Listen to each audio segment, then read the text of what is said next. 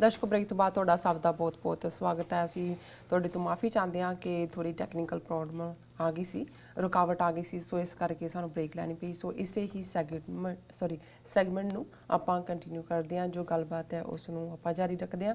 ਜੀ ਡਾਕਟਰ ਸਾਹਿਬ ਕੀ ਕਹਿਣਾ ਚਾਹੋਗੇ?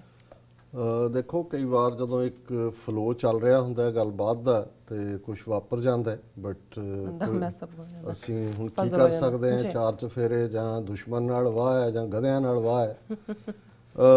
ਜ਼ਾਹਰ ਹੈ ਵੀ ਮੈਂ ਜਿਸ ਲਿਖਤ ਦਾ ਜ਼ਿਕਰ ਕਰ ਰਿਹਾ ਉਸ ਦੇ ਵਿੱਚ ਇੱਕ ਪਿਆਰ ਵੀ ਭਰਿਆ ਹੋਇਆ ਹੈ ਔਰ ਇੱਕ ਵਿਜ਼ਡਮ ਆਫ ਦਾ ਏਜਿਸ ਹੈ। ਔਰ ਮੇਰਾ ਖਿਆਲ ਹੈ ਵੀ ਜਿੱਥੋਂ ਇਹ ਲਾਈਵ ਸਟਰੀਮ ਡਿਸਕਨੈਕਟ ਹੋਈ ਹੈ ਉਹ ਲਾਸਟ ਹੋਏਗਾ ਕਿ ਜਿਹਦੇ 'ਚ ਉਹਨਾਂ ਨੇ ਇਹ ਲਿਖਿਆ ਕਿ ਕਿਵੇਂ ਦੁਸ਼ਮਣ ਦੇ ਹੱਥ ਬੰਨੇ ਗਏ, ਬਿਲਕੁਲ, ਔਰ ਉਹ ਮਜਬੂਰਨ ਪੈਰ ਘੜੀਸਦਾ ਮਗਰ ਤੁਰਿਆ ਔਰ ਕਰਤਾਰਪੁਰ ਦਾ ਲਾਂਘਾ ਇੱਕ ਖਾਬ ਤੋਂ ਹਕੀਕਤ ਦੇ ਵਿੱਚ ਬਦਲਿਆ। ਫਿਰ ਭਾਈਜਾਨ ਨੇ ਲਿਖਿਆ the two great unitary non idol worshipping faiths which are based on the principles of equality of man, social justice and highest standard of human character have been at, in a worldly secular sense only, at cross purposes for the last 500 years or so. This has been exploited by the forces of greed, evil, exploitation of man by man and injustice in the East only to prolong their Sthanic creed. Man is born unequal and remains unequal and there is nothing he can do about that based on caste system. ਸੋ ਉਹਨਾਂ ਨੇ ਕਿਹਾ ਵੀ ਪਿਛਲੀਆਂ 5 ਸਦੀਆਂ ਤੋਂ ਜਿਹੜੇ ਦੋ ਇਹ ਵੱਡੇ ਇੱਕ ਰੱਬ 'ਚ ਯਕੀਨ ਰੱਖਣ ਵਾਲੇ ਮਜ਼ਹਬ ਜਿਹੜੇ ਕਿ ਬੁੱਤ ਪ੍ਰਸਤੀ ਦੇ ਖਿਲਾਫ ਔਰ ਇਨਸਾਨ ਦੇ ਇਨਸਾਨ ਨਾਲ ਬਰਾਬਰੀ ਔਰ ਮਾਸ਼ਰੇ ਦੇ ਵਿੱਚ ਅਦਲ, ਸੋਸ਼ਲ ਜਸਟਿਸ, ਨਿਆਂ ਔਰ ਇਨਸਾਨੀ ਕਰੈਕਟਰ ਦੀ ਹਾਈਐਸਟ ਔਰ ਸਭ ਤੋਂ ਉੱਚਾ ਜੀਵਨ, ਉਸ ਦੇ ਉੱਤੇ ਜਿਹੜਾ ਬੇਸਡ ਇਹ ਇੱਕ ਦੂਸਰੇ ਦੇ ਉਲਟ ਰਹੇ। ਹਾਲਾਂਕਿ ਇਹਦੇ 'ਚ ਮੈਂ ਥੋੜ੍ਹਾ ਜਿਹਾ ਐਡ ਕਰਨਾ ਚਾਹਾਂਗਾ ਕਿ ਜਿਹੜਾ ਪਹਿਲੀ ਗੱਲ ਤਾਂ ਮਜ਼ਹਬਾਂ ਦੀ ਟੱਕਰ ਨਹੀਂ ਸੀ। ਇਹ ਗੁਰੂ ਨਾਨਕ ਸਾਹਿਬ ਤੋਂ 5ਵੇਂ ਪਾਤਸ਼ਾਹ ਤੱਕ 100 ਸਾਲ ਤਾਂ ਇੱਕ ਪੀਸਫੁਲ ਰਿਲੇਸ਼ਨਸ਼ਿਪ ਹੀ ਮਾਸ਼ਰੇ 'ਚ ਐਗਜ਼ਿਸਟ ਕਰਦੀ ਸੀ। ਗੁਰੂ ਅਰਜਨ ਸਾਹਿਬ ਦੀ ਸ਼ਹਾਦਤ ਨਾਲ ਉਸ ਵੇਲੇ ਦੇ ਦਿੱਲੀ ਦੇ ਹੁਕਮਰਾਨਾਂ ਦੇ ਨਾਲ ਟੱਕਰ ਰਹੀ, ਜਿਹੜੀ ਕਿ ਬਾਅਦ ਦੇ ਵਿੱਚ ਔਰੰਗਜ਼ੇਬ ਦੇ ਪੀਰੀਅਡ 'ਚ ਔਰ ਫਿਰ ਕੁਛ ਪਾਰਟ ਅਗਲੀ ਪਿਛਲੀ ਰਿਹਾ ਸਦੀ। ਲੇਕਿਨ ਕਦੇ ਵੀ ਮੈਂ ਸਮਝਦਾ ਹਾਂ ਵੀ ਬਾਰਿੰਗ 47 ਇੱਕ ਐਕਸੈਪਸ਼ਨ ਹੈ ਜਿਹਦੇ 'ਚ ਕਿ ਪਾਗਲਪਨ ਦੀ ਸਿਖਰ ਦੋਨਾਂ ਧਿਰਾਂ ਨੇ ਦਿਖਾਈ। ਉਸ ਸਾਰੇ ਪੀਰੀਅਡ 'ਚ ਵੀ ਜਿਹੜੇ ਵੀ ਸੱਚ ਨੂੰ ਪਿਆਰ ਕਰਨ ਵਾਲੇ ਸੀ ਉਹ ਇੱਕ ਦੂਸਰੇ ਵਿਚਲੇ ਗੁਣਾਂ ਨੂੰ ਜਿਹੜਾ ਉਹ ਤਾਰੀਫ ਵੀ ਕਰਦੇ ਸੀ, ਸਾਂਝਾਂ ਵੀ ਸਨ। ਔਰ ਇਹ ਨਹੀਂ ਸੀ ਕਿ ਮਾਸ਼ਰੇ 'ਚ ਕੋਈ ਗੁਆਂਢੀ ਨਾਲ ਲੜ ਰਿਹਾ ਹੈ ਜਾਂ ਕੋਈ ਸਿੱਖਾਂ ਮੁਸਲਮਾਨਾਂ ਦੇ ਫਸਾਦ ਹੋ ਰਹੇ ਨੇ। ਇਹ ਉਸ 18ਵੀਂ ਸਦੀ 'ਚ ਵੀ ਨਹੀਂ ਹੋਇਆ ਜਦੋਂ ਕਿ ਇੱਕ ਪਾਸੇ ਸਟਰਗਲ ਚੱਲ ਰਹੀ ਸੀ ਪੰਜਾਬ ਦੇ ਵਿੱਚ ਇੱਕ ਆਪਣੀ ਸੋਵਰਨਿਟੀ ਦੇ ਲਈ। ਪਰ ਉਹਨਾਂ ਨੇ ਕਿਹਾ ਕਿ ਵੀ ਇੱਕ ਪਾਸੇ ਉਹ ਬਰਾਬਰੀ ਵਾਲੇ ਇਹ ਦੋਨੋਂ ਮਜ਼ਹਬ ਨੇ, ਦੂਜੇ ਪਾਸੇ ਉਹ ਹਿੰਦੂ ਕਾਸਟ ਸਿਸਟਮ ਜਿਨ੍ਹਾਂ ਦਾ ਬੇਸ ਹੀ ਇਹ ਹੈ ਕਿ ਮੈਨ ਇਜ਼ ਬੋਰਨ ਅਨਇਕੁਅਲ, ਕਿਉਂਕਿ ਜਦੋਂ ਬ੍ਰਾਹਮਣ ਕਸ਼ਤਰੀ ਵੈਸ਼ ਸ਼ੂਦਰ ਦਾ ਕਾਨਸੈਪਟ ਹੈ। With this founding of a new accord, it is hoped that the adherents of the two faiths will make a new beginning by not just holding each other's hands but also look at each other by facing each other as well. ਬਹੁਤ ਖੂਬਸੂਰਤ phrase ਹੈ ਕਿ ਇਹ ਜਿਹੜਾ ਕਰਤਾਰਪੁਰ ਲਾਂਘੇ ਦੇ ਨਾਲ ਇੱਕ ਜਿਹੜਾ ਸਾਂਝਾਂ ਦਾ ਦੌਰ ਸ਼ੁਰੂ ਹੋਇਆ ਉਹਦੇ 'ਚ ਇਹ ਆਸ ਕਰਨੀ ਚਾਹੀਦੀ ਹੈ ਕਿ ਦੋਵੇਂ ਕੌਮਾਂ ਇੱਕ ਦੂਸਰੇ ਦਾ ਹੱਥ ਹੀ ਨਹੀਂ ਫੜਨਗੀਆਂ, ਇੱਕ ਦੂਸਰੇ ਦੇ ਚਿਹਰਿਆਂ ਦਾ ਵੀ ਦੀਦਾਰ ਕਰਨਗੀਆਂ ਕਿ ਇੰਨੀ ਜਿਹੜੀ ਆ ਕੁਰਬਤ ਹੋਏਗੀ, ਇੰਨੀ ਕਲੋਜ਼ਨੈਸ ਹੋਏਗੀ।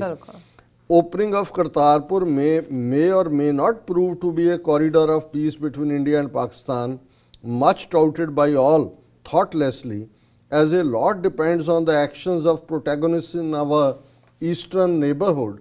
However, it certainly is about opening of hearts of the Muslims towards Sikhs and of Sikhs towards Muslims. ਜਿਵੇਂ ਮੈਂ ਸ਼ੁਰੂ 'ਚ ਹੀ ਕਿਹਾ ਕਿ ਇੰਡੀਆ ਔਰ ਪਾਕਿਸਤਾਨ ਦੋ ਮੁਲਕਾਂ 'ਚ ਤਾਂ ਨਹੀਂ ਹੈ, ਇਹ ਤਾਂ ਜੋ ਰਵੱਈਆ ਹਿੰਦੂ ਤਵੀਆਂ ਦਾ ਦੱਸ ਰਿਹਾ ਹੈ ਵੀ ਉਹਨਾਂ ਨੇ ਕਿਸ ਹੱਦ ਤੱਕ ਦੁਸ਼ਮਣੀ ਪਾਲੀ ਹੋਈ ਹੈ। ਪਰ ਸਰਟਨਲੀ ਇਹ ਦੋ ਕੌਮਾਂ, ਸਿੱਖਾਂ ਔਰ ਮੁਸਲਮਾਨਾਂ ਔਰ ਸਿੱਖ ਨੇਸ਼ਨ ਔਰ ਪਾਕਿਸਤਾਨ ਦੀ ਸਾਂਝ ਦੇ ਦਿਲਾਂ ਦੇ ਜਿਹੜੇ ਦਰਵਾਜ਼ੇ ਨੇ ਉਹ ਖੁੱਲ੍ਹੇ ਨੇ।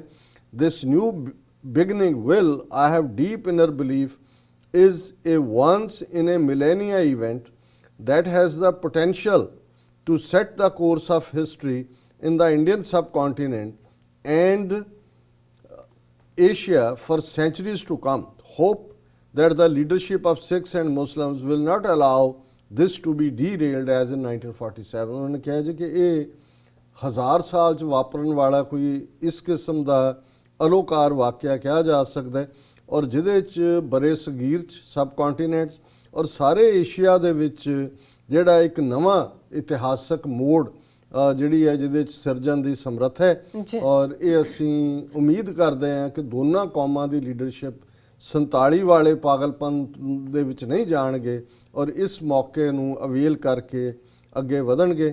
ਮੈਨੀ Pakistanis need to understand that Quaid-e-Azam Muhammad Ali Jinnah fully recognized the importance of Sikhs to the security of Pakistan and the value of having Sikhs as friends rather than adversaries. उन्होंने कहा कि जी ये साढ़े बहुत सारे मुसलमाना नूं पाकिस्तानियों नूं समझण दी लोड़ है कि कायद-ए-आज़म ने भी सिखां दी अहमियत नूं कि पाकिस्तान दी सिक्योरिटी लई वो किन्ने अहम ने समझिया और सिखां नूं दुश्मन दी थां ते दोस्त बनाने वाल उन्होंने जिहड़ी है पेशकदमी की।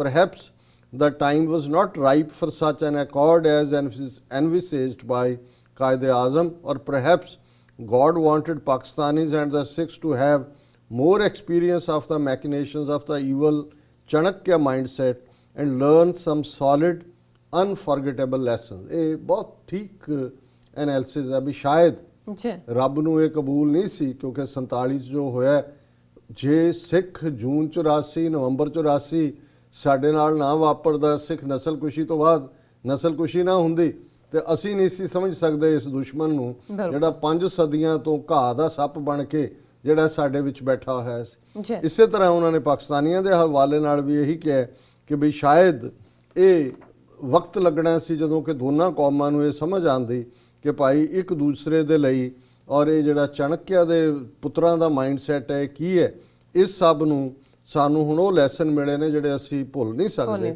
It is hoped that present leadership's voluntary and sincere action this year will also salvage something from the losses in 1947 ਔਰ ਇਹਦੀ ਕੋਈ ਸ਼ੱਕ ਨਹੀਂ ਹੈ ਕਿ ਜੋ ਇਹ ਹੁਣ ਇਸ ਇੱਕ ਸਾਲ ਦੇ ਵਿੱਚ ਵਾਪਰਿਆ ਇਹਨੇ 1947 ਦੀ ਉਸ ਕੁੜਿੱਤਣ ਨੂੰ ਹੀ ਨਹੀਂ ਘਟਾਇਆ ਰਾਦਰ ਇਵੇਂ ਲੱਗਣ ਲੱਗ ਗਿਆ ਕਿ ਜਿਵੇਂ ਜਿਹੜੀ ਅਸੀਂ ਆਪਣੀ ਲੀਡਰਸ਼ਿਪ ਦੀ ਅਹਿਮਪਣੇ ਦੀ ਗੱਲ ਕਰਦੇ ਕਿ ਉਹਨਾਂ ਨੇ ਹਿੰਦੂ ਕਾਂਗਰਸ ਨੂੰ ਜੁਆਇਨ ਕੀਤਾ ਉਸ ਪੀਰੀਅਡ ਸਾਨੂੰ ਮੋਰ ਰੀਅਲਾਈਜੇਸ਼ਨ ਹੋਈ ਹੈ। ਔਰ ਜਿਵੇਂ ਪਾਕਿਸਤਾਨ ਦੇ ਹਵਾਲੇ ਨਾਲ ਵੀ ਕੋਈ ਸੱਜਣ ਕਹਿ ਰਹੇ ਸੀ ਕਿ ਜੀ ਅਸੀਂ ਸ਼ੇਰ ਛੱਡ ਕੇ ਸ਼ੇਰ ਦੇ ਕੇ ਬੱਕਰੀਆਂ ਲੈ ਲਈਆਂ ਸੋ ਮੈਂ ਸਮਝਦਾ ਵੀ ਇਹੀ ਸਪਿਰਿਟ ਹੈ ਇਸ argument. To me it is also a miracle that in the bloody events of 1947 partition where the Nehru, Mountbatten, Patel combine in their Chanakya machinations to hurt Pakistan, thwart the survival of newly founded state, showed callous disregard for the Sikhs. They denied Gurdaspur district to Pakistan just to have direct land connection to a Muslim majority Jammu and Kashmir. They could have easily amended the border a little further to include Kartarpur Sahib on Indian side. The hand of God kept them blind and perhaps also put a curtain on the minds of Sikh leadership of the time. It got placed on the back burner of issues. ਇਹ ਵੀ ਜਿਵੇਂ ਅਸੀਂ ਕਹਿੰਦੇ ਹਾਂ ਜਿਵੇਂ ਇਫਸ ਨੇ history ਦੀਆਂ ਕਿ ਵੀ Mountbatten Nehru ਨੇ ਸਾਜ਼ਿਸ਼ ਕਰਕੇ ਗੁਰਦਾਸਪੁਰ ਜਿਹੜਾ ਪਹਿਲਾਂ ਰੈੱਡ ਕਲਿਫ ਅਵਾਰਡ ਦੇ ਵਿੱਚ ਪਾਕਿਸਤਾਨ ਨੂੰ ਦਿੱਤਾ ਗਿਆ ਸੀ ਉਸ ਦੇ ਉੱਤੇ ਧੋਖਾ ਕੀਤਾ ਕਿਉਂਕਿ ਜੇ ਗੁਰਦਾਸਪੁਰ ਪਾਕਿਸਤਾਨ ਨੂੰ ਜਾਂਦਾ ਤੇ ਉਹੀ ਇੱਕੋ ਇੱਕ ਰੋਡ ਸੀ ਜਿਹੜੀ ਜੰਮੂ ਕਸ਼ਮੀਰ ਨੂੰ ਲਿੰਕ ਕਰਦੀ ਸੀ। ਹੁਣ ਤਾਂ ਇਹਨਾਂ ਨੇ ਹਿਮਾਚਲ ਚੋਂ ਕੱਢ ਕੇ ਵੀ ਲਿੰਕ ਕਰ ਲਿਆ। ਦੂਸਰੇ ਪਾਸੇ ਉਹਨਾਂ ਨੇ ਕਿਹਾ ਜੀ ਸਿੱਖ ਲੀਡਰਸ਼ਿਪ ਵੀ ਦੂਸਰਿਆਂ ਦੇ ਪਰਦਾ ਪਿਆ ਸੀ ਕਿ ਵੀ ਈਵਨ ਉੱਥੇ ਵੀ ਇਹਨਾਂ ਨੇ ਬਾਰਡਰ ਐਡਜਸਟ ਕਰਨ ਦੀ ਕੋਸ਼ਿਸ਼ ਨਹੀਂ ਕੀਤੀ ਕਿ ਕਰਤਾਰਪੁਰ ਸਾਹਿਬ ਦੂਜੇ ਪਾਸੇ ਉਹਨਾਂ ਦਾ ਇੰਟਰਸਟ ਹੀ ਨਹੀਂ ਸੀ। ਉਹ ਤਾਂ ਦੋਨਾਂ ਕੌਮਾਂ ਨੂੰ ਜਿਹੜਾ ਉਹ ਉਜਾੜ ਦੇਣਾ ਚਾਹੁੰਦੇ ਸੀ ਤੇ ਸਿੱਖ ਲੀਡਰਸ਼ਿਪ ਤਾਂ ਉਹ ਉਸ ਭੰਬਲ ਭੂਸੇ 'ਚ ਹੀ ਔਰ ਉਹ ਸਦਮੇ 'ਚ ਹੀ ਚਲੀ ਗਈ ਕਿ ਵੀ ਇਹ ਕੀ ਹੋ ਗਿਆ ਸਾਡੇ ਨਾਲ ਔਰ ਇਹ ਕਿਵੇਂ ਕਾਂਗਰਸ ਨੇ ਸਾਡੇ ਨਾਲ ਧੋਖਾ ਕੀਤਾ। ਸੋ ਉਹਨਾਂ ਨੇ ਲਿਖਿਆ ਕਿ what events actually transpired that denied Sikhs in India access to their most revered Gurdwara Sahib is a matter for historians. To a simple mind, God actually may have allowed this to happen as a prize for Muslims and Sikhs for seeing good sense. ਉਹਨਾਂ ਨੇ ਕਿਹਾ ਜੀ ਬਾਕੀ ਤਾਂ historian ਉਹਨਾਂ ਦੀ debate ਹੈ ਵੀ ਕਿੱਥੇ ਕੀ ਹੋਇਆ ਹੈ, ਪਰ ਇਹ ਵੀ ਸ਼ਾਇਦ ਰੱਬ ਦਾ ਇੱਕ ਕ੍ਰਿਸ਼ਮਾ ਹੀ ਹੈ ਕਿ ਦੋਨਾਂ ਕੌਮਾਂ ਨੂੰ ਰੱਬ ਨੇ ਇਸ ਰਾਹੀਂ ਉਹਨਾਂ ਨੂੰ ਠੀਕ ਗੱਲ ਦੇਖਣ ਦਾ ਮਾਦਾ ਵੀ ਦਿੱਤਾ ਔਰ ਇਸ ਘਟਨਾ ਤੱਕ ਪਹੁੰਚ ਕੇ ਉਹ ਜਿਹੜੀ ਗੁੱਡਵਿਲ ਪੈਦਾ ਹੋਈ ਇਹ ਵੀ ਰੱਬ ਦੀ ਰਜ਼ਾ ਦੇ ਵਿੱਚ ਹੈ। Hopefully the adherents of Sikh faith and Islam will have the maturity, good sense to build trust, mutual respect, accommodate each other, look after each other's interests, and will not raise their arms at each other in anger or hurt each other, thus cementing this new beginning in Sikh-Muslim relationship। ਕਿ ਵੀ ਇਸ ਦੀ ਉਮੀਦ ਹੈ ਕਿ ਦੋਨੋਂ ਹੀ ਮਜ਼ਹਬਾਂ ਨੂੰ ਮੰਨਣ ਵਾਲੇ ਜਿਹੜੇ ਨੇ ਉਹ ਇੱਕ ਦੂਸਰੇ ਦੇ ਨਾਲ ਪਿਆਰ, ਇਤਬਾਰ, ਆਪਸੀ ਸਤਿਕਾਰ, ਇੱਕ ਦੂਸਰੇ ਪ੍ਰਤੀ ਸਮਰਪਣ ਭਾਵਨਾ, ਇੱਕ ਦੂਸਰੇ ਦੇ ਲਾਭ ਹਾਨ ਦਾ ਫਿਕਰ ਔਰ ਇੱਕ ਦੂਸਰੇ ਪ੍ਰਤੀ ਕਦੇ ਵੀ ਨਫ਼ਰਤ ਨਾਲ ਹੱਥ ਨਹੀਂ ਚੁੱਕਣਗੇ ਜਾਂ ਕੋਈ ਦੁਸ਼ਮਣੀ ਦਾ ਇਜ਼ਹਾਰ ਨਹੀਂ ਕਰਨਗੇ, ਤਾਂ ਕਿ ਇਹ ਜਿਹੜੀ ਸਿੱਖ ਮੁਸਲਿਮ ਰਿਲੇਸ਼ਨਸ਼ਿਪ ਹੈ ਇਹ ਹੋਰ ਵੀ ਮਜ਼ਬੂਤ ਹੋਏ। ਅਖੀਰ 'ਚ ਉਹਨਾਂ ਨੇ ਕਿਹਾ ਦਿਸ 550th year of advent of Hazrat Baba Guru Nanak Sahib may also prove to be the year of Sikh revival. This may be another miracle where the adherents of Sikh faith are able to come out of their slumber and play an important role in the Indian subcontinent, Asia and the world, commensurate with the strength of the teachings of the founder of their religion. We can already see this year many events where Sikhs are noticeable in their political, economic role. The recent events in Canada cannot miss being noticed. Perhaps 2020 may be the year to watch the rise of the Sikhs. The Sikhs will make possible a land for themselves through clear vision, great wisdom, care, clarity of mind, hard work, unity and dedication to the teachings of Hazrat Baba Guru Nanak Sahib।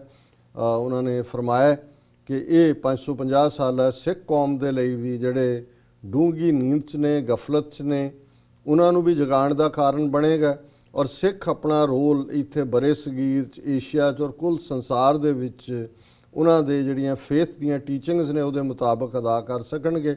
ਔਰ ਇਸ ਸਾਲ ਦੇ ਵਿੱਚ ਬਹੁਤ ਸਾਰੀਆਂ ਘਟਨਾਵਾਂ ਨੇ ਸਿੱਖਾਂ ਨੂੰ ਜਿਹੜਾ ਉਹ ਫਰੰਟ ਰੋਲ ਦੇ ਵਿੱਚ ਲਿਆਂਦਾ, ਜਿਵੇਂ ਜੋ ਕੈਨੇਡਾ ਦੇ ਵਿੱਚ ਖਾਸ ਤੌਰ 'ਤੇ ਜਿਵੇਂ 18 ਸਿੱਖ MP ਬਣੇ ਔਰ ਪੋਲੀਟੀਕਲ ਸਿੱਖ ਸਟਰੋਂਗ ਹੋਏ ਨੇ ਔਰ ਉਹਨਾਂ ਨੇ ਕਿਹਾ ਕਿ ਵੀ 2020 ਹੋਰ ਵੀ ਸਿੱਖਾਂ ਦੇ ਰਾਈਜ਼ ਦਾ, ਅਰੂਜ਼ ਦਾ ਸਾਲ ਹੋਏ ਔਰ ਇਹ ਜਿਹੜੇ ਨੇ ਆਉਣ ਵਾਲੇ ਪੀਰੀਅਡ 'ਚ ਆਪਣੀ ਥਾਂ ਸਿੱਖ ਬਣਾ ਸਕਣ ਉਸ ਖਿੱਤੇ ਦੇ ਵਿੱਚ ਆਪਣੀ ਸਿਆਣਪ ਦੇ ਨਾਲ, ਆਪਣੀ ਕੇਅਰਫੁਲੀ ਔਰ ਇਰਾਦੇ ਦੀ ਕਲੈਰਿਟੀ ਦੇ ਨਾਲ।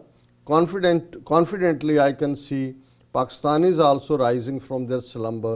In parallel, we in Pakistan also see our country riding out of the problems and situations thrust on us through the ill will and nefarious designs of powers that cannot tolerate a strong Pakistan, which plays its role foreseen by its great founding fathers, Qaid-e-Azam Muhammad Ali Jinnah and Allama Dr. Sir Muhammad Iqbal। उन्होंने कहा जी ਅਸੀਂ ਆਸ ਕਰਦੇ ਹਾਂ ਕਿ ਪਾਕਿਸਤਾਨ ਵੀ ਇਸ ਸਾਰੇ ਘੁੰਮਣ ਘੇਰੀ ਚੋਂ ਇਹਨਾਂ ਇਸ ਵਰੇ ਦੇ ਵਿੱਚ ਨਿਕਲੇਗਾ ਔਰ ਜਿਹੜੇ ਦੁਸ਼ਮਣਾਂ ਦੇ ਨਾਪਾਕ ਇਰਾਦੇ ਨੇ ਜਿਨ੍ਹਾਂ ਨੇ ਕਿ ਕਦੇ ਵੀ ਪਾਕਿਸਤਾਨ ਨੂੰ ਐਕਸੈਪਟ ਨਹੀਂ ਕੀਤਾ, ਪਰ ਜਿਹੜੇ ਮਿਸਟਰ ਕਾਇਦ-ਏ-ਆਜ਼ਮ ਜਿਨ੍ਹਾਂ, ਅਲਾਮਾ ਇਕਬਾਲ ਦੇ ਜਿਹੜੇ ਖਾਬਾਂ ਦਾ ਪਾਕਿਸਤਾਨ ਹੈ ਉਹ ਹੋਰ ਵੀ ਸਟਰੋਂਗ ਬਣ ਕੇ ਨਿਕਲੇਗਾ। ਸੋ ਇਨ ਦਾ and I take this opportunity to congratulate you on this auspicious occasion, appreciate the work your team does to help bring Muslims and Sikhs closer. Also through this channel, take this opportunity to wish heartiest felicitations to all Sikh brothers and sisters. You are all welcome in Pakistan. Warmest and sincere regards. So nice. ਉਹਨਾਂ ਨੇ ਕਿਹਾ ਵੀ ਤੁਹਾਡੇ channel ਰਾਹੀਂ ਅਸੀਂ ਸਾਰੀ ਕੌਮ ਨੂੰ ਵੀ ਮੁਬਾਰਕਬਾਦ ਦਿੰਦੇ ਔਰ ਉਹਨਾਂ ਨੇ TV 84 ਕਿ ਉਸਨੇ ਇਹਨਾਂ ਦੋਨਾਂ ਕੌਮਾਂ ਨੂੰ ਨਜ਼ਦੀਕ ਲਿਆਉਣ ਦੇ ਵਿੱਚ ਇੱਕ ਵੱਡਾ ਰੋਲ ਅਦਾ ਕੀਤਾ ਹੈ। ਮੈਂ ਬਿਨਾਂ ਨਾਂ ਲਈ ਉਹਨਾਂ ਦਾ ਸ਼ੁਕਰੀਆ ਅਦਾ ਕਰਦਾ ਕਿ ਤੁਹਾਡਾ ਇੱਕ ਇੱਕ ਲਫ਼ਜ਼ ਸਾਡੇ ਲਈ ਇੱਕ ਹੋਲੀ ਲਫ਼ਜ਼ ਹੈ, ਕਿਉਂਕਿ ਇੱਕ ਇਮਾਨਦਾਰ, ਸੱਚਮੁੱਚ ਦੀ ਮੁਹੱਬਤ ਕਰਨ ਵਾਲੇ ਇਨਸਾਨ ਦੀ ਰੂਹ ਚੋਂ ਨਿਕਲਿਆ ਔਰ ਤੁਸੀਂ ਸਿਆਣੇ ਹੋ, ਪੜ੍ਹਦੇ ਹੋ ਤੁਹਾਡੀ ਭੇਜੀ ਕਿਤਾਬ ਵੀ ਮੈਨੂੰ ਮਿਲ ਗਈ ਹੋਈ ਹੈ, ਉਹ ਮੈਂ ਦਸੰਬਰ ਦੇ ਮਹੀਨੇ 'ਚ ਪੜ੍ਹਨੀ ਹੈ ਜੀ ਔਰ ਇਹ ਸਾਰਾ ਨਵੰਬਰ ਔਰ ਅਕਤੂਬਰ ਸਾਰਾ ਬਿਜ਼ੀ ਪਾਰਟ ਰਿਹਾ ਔਰ ਤੁਹਾਡਾ ਬਹੁਤ ਬਹੁਤ ਸ਼ੁਕਰੀਆ ਜੀ ਡਾਕਟਰ ਸਾਹਿਬ ਲੈਣੇ ਬ੍ਰੇਕ ਤੋਂ ਪਹਿਲਾਂ ਅਸੀਂ ਆਪਣੇ ਦਰਸ਼ਕਾਂ ਤੇ ਸਰੋਤਿਆਂ ਨੂੰ ਅਪੀਲ ਤੇ ਬੇਨਤੀ ਕਰਦੇ ਹਾਂ ਵਿਊਅਰਸ, ਜਿਸ ਤਰ੍ਹਾਂ ਕਿ ਤੁਸੀਂ ਜਾਣਦੇ ਹੋ ਕਿ ਟੀਵੀ 84 ਇੱਕ ਪੰਥਕ ਚੈਨਲ ਹੈ। ਟੀਵੀ 84 ਸਿੱਖਾਂ, ਕਸ਼ਮੀਰੀਆਂ ਅਤੇ ਭਾਰਤ ਦੀਆਂ ਨੌਰਥ ਈਸਟ ਸਟੇਟਾਂ ਦੇ ਲੋਕਾਂ ਦੇ ਸਵੈ ਨਿਰਣੇ ਦੇ ਹੱਕਾਂ ਦਾ ਹਾਮੀ ਹੈ। ਅਸੀਂ ਚਾਹਾਂਗੇ ਕਿ ਤੁਸੀਂ ਟੀਵੀ 84 ਦੀ ਚੜ੍ਹਦੀ ਕਲਾ ਲਈ ਵੱਧ ਤੋਂ ਵੱਧ ਡੋਨੇਟ ਕਰੋ। ਡੋਨੇਟ ਕਰਨ ਲਈ ਸਾਡੀ ਵੈਬਸਾਈਟ tv84.tv ਤੇ ਜਾ ਕੇ ਪੇਪਲ ਦੀ ਵਰਤੋਂ ਕਰਕੇ ਵਨ ਟਾਈਮ ਡੋਨੇਟ ਕਰ ਸਕਦੇ ਹੋ, ਮੰਥਲੀ ਡੋਨੇਟ ਵੀ ਕਰ ਸਕਦੇ ਹੋ। ਤੁਸੀਂ ਟੀਵੀ 84 ਦੇ ਨਾਮ ਤੇ ਚੈੱਕ ਬਣਾ ਕੇ ਸਾਨੂੰ ਮੇਲ ਵੀ ਕਰ ਸਕਦੇ ਹੋ ਸਾਡੇ ਇਸ ਪਤੇ ਤੇ 36-01 37th avenue Long Island city, New York 11101 USA, ਜਾਂ ਫਿਰ ਤੁਸੀਂ ਸਾਨੂੰ ਫੋਨ ਰਾਹੀਂ ਵੀ ਸੰਪਰਕ ਕਰ ਸਕਦੇ ਹੋ ਸਾਡੇ ਫੋਨ ਨੰਬਰ ਤੇ 5164060694। Thank you so much viewers. ਵਿਚਾਰਾਂ ਦਾ ਸਿਲਸਿਲਾ ਇਸ ਤਰ੍ਹਾਂ ਹੀ ਚੱਲਦਾ ਰਹੇਗਾ। ਮਿਲਦੇ ਹਾਂ ਛੋਟੇ ਜਿਹੇ ਬ੍ਰੇਕ ਤੋਂ ਬਾਅਦ।